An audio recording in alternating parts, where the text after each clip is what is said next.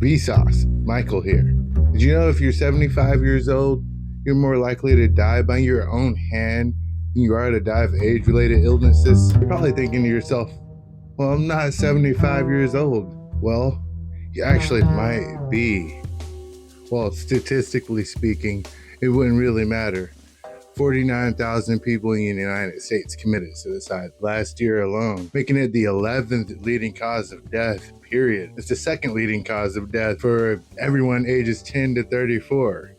Every 11 minutes, someone has ended their own lives. What's really sad about this is people who feel this way, they don't have a way to reach out to people.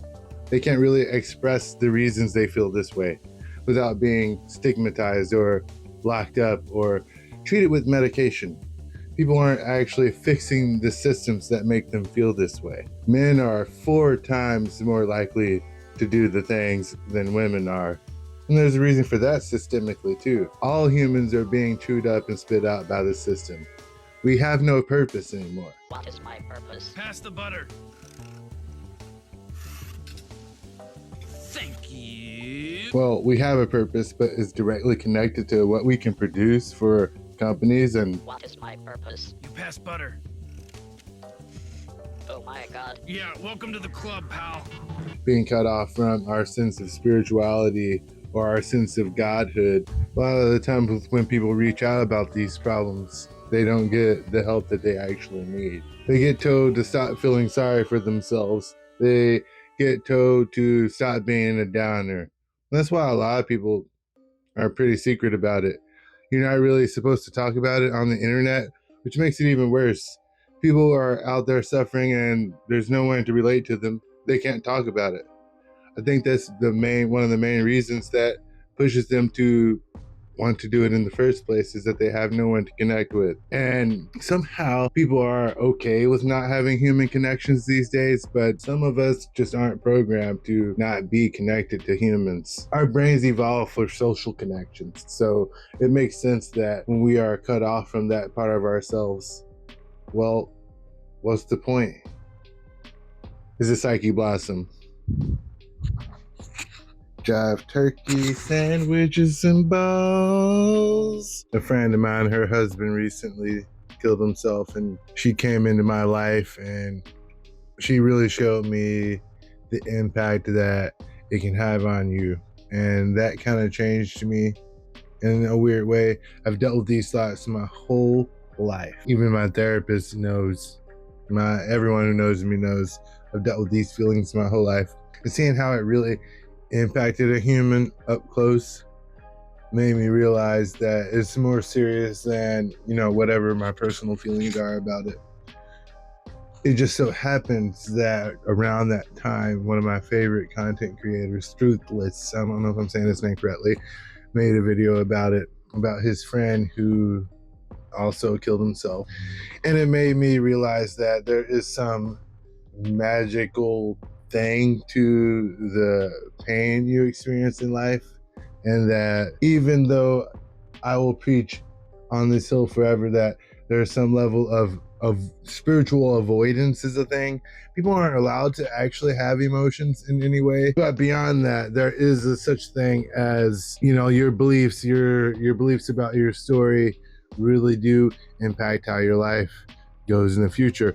And I'll use Tony Robbins as an example, because I feel like his whole authority, he's not a psychiatrist or anything. His authority is that he grew up in a very abusive environment and he was very poor, and he learned to navigate those situations. And so in that way, it's kind of like I realized that the purpose of this channel is basically to talk about these heavy things that no one wants to talk about. And this part of healing, I don't have to already be at the end goal of where I want to be in order to make content about these sort of things. I will say that I had this experience earlier this week.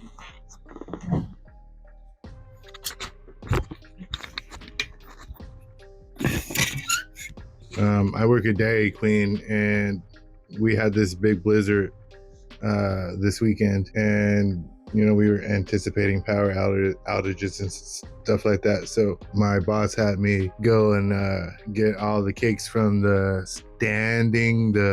We have a cooler freezer that displays the cakes out in the lobby that plugs up. So she had me move all the cakes from the standing freezer to the walk-in. And as I was doing this, there were only 2 people in our lobby. Like I said, it's a blizzard. We're snowed in. We're actually closing the store early. And there's just 2 people in my lobby. There's this not old guy. There's this kind of big, bearish looking guy with this tiny little girl. She was maybe 2 or 3 years old. And she was just amazed at me pulling out the cakes. And the dad, I guess it was her dad, was talking to her about her amazement with the cakes and teaching her about our cakes and ice cream and all that. And he was just so gentle, so sweet with her. And it broke my heart, because one of the things in my life, and don't worry, I'll make my next few videos will be distilling all of the topics I'm kind of trying to run through in this video really quickly. But it made me realize that I never had that as a child. And I believe that's part of, why men are more susceptible to this than women are. Even as a 2-year-old kid, no one ever talked to me with that kind of softness that I heard him talking to this little girl with. When I was a 3-year-old, I had to not be a bitch and stop crying no matter what, And even more so being an orphan after I lost my parents, the people who were raising me cared even less than, my mom did, who was still not nice to me. And it made me realize that's why men so desperately want to be in relationships, why a lot of men will not live that long after their wife dies when they're in their old age.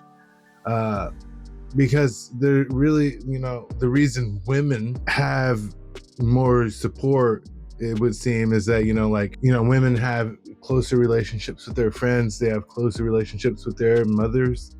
As a female, as a woman, you're not, as a man, let me put it as this contrast. As a man, your relationship with your parents is basically contingent on the value you bring. They're not like trying to hug you and be soft to you. But as the daughter, and obviously there's an exception to everything, but your daughter, you're not making her just be hard and, not letting her cry. You're letting her be a human being in a fair way that I don't think men ever get. And the only way a man gets that kind of affection is either from his mother, if his mother is nice, or from being in a relationship with someone. We can't hug our friends and tell them we love them. They'll just call us pussies, We can't even share any kind of vulnerabilities with anyone. So it's that, we keep it secret. We keep it buried until we can't handle it anymore. A lot of us don't share it. And when we do share it, we're just, told to suck it up and stop being a bitch, stop bringing everyone down. Doesn't really help. And the reason I'm really making this video is for 2 reasons. One reason is, well, first off, I wanted to be authentic to how I was feeling and the kinds of things I'm processing right now.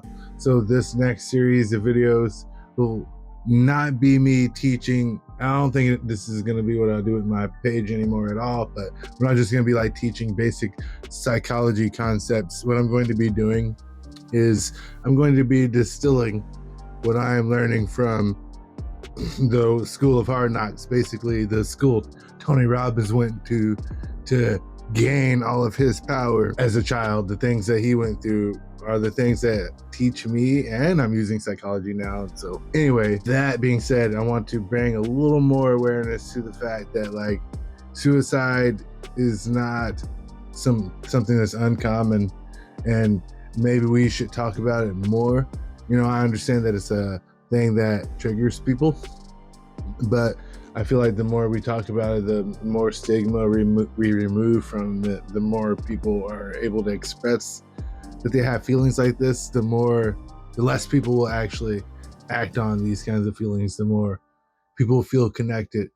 the more people feel like they are, that this feeling is kind of universal. A lot of people think about this.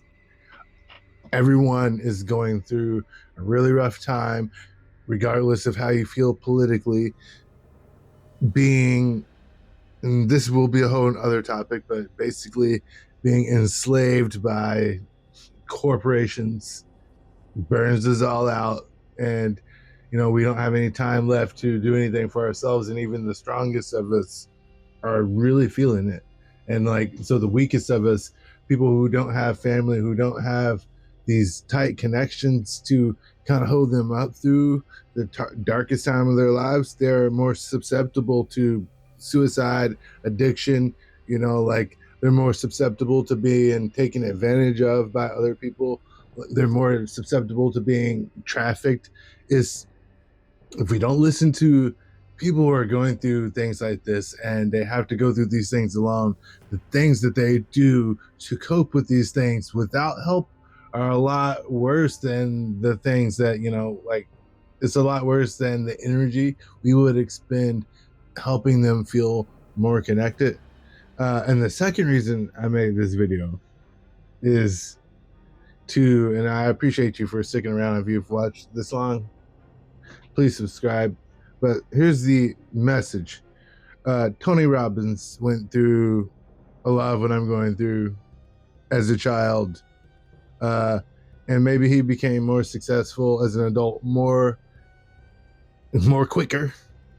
Maybe he became more successful as an adult more quickly than I did. But I feel like we operate from the same principles of, the reason I even took so long to make this video is because I felt like there was no way I could phrase these kinds of feelings in a way that could help people.